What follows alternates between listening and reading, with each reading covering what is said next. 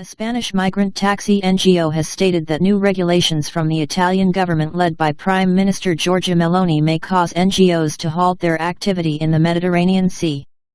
The Spanish taxi NGO Salvamento Marítimo Humanitario, Humanitarian Maritime Rescue, expressed dismay with the Meloni government's new proposed regulations, which could see sanctions and fines brought against taxi NGOs bringing migrants to Italy.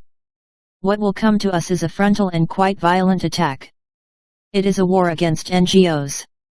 When we arrive in Italy, they will sanction us with fines that will be unsustainable and we will not be able to pay them, which means that we will have to stop the boats, the president of the NGO said in a statement, the newspaper Il Giornal reports.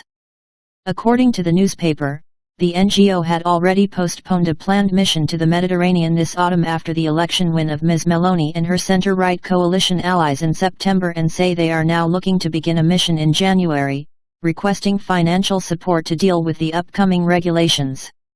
Last weekend, details of the new Italian government regulations were revealed by Interior Minister Matteo Piantedosi, who stated that the government wanted to have the new decree, known as a flow decree, in effect by the end of this year.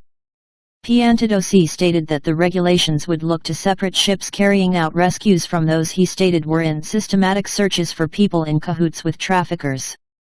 Often the behavior of some non-governmental organizations seems to be geared towards an organized campaign to bring migrants departing from Libya and other countries to Italy, rather than to carrying out actual rescues, he said.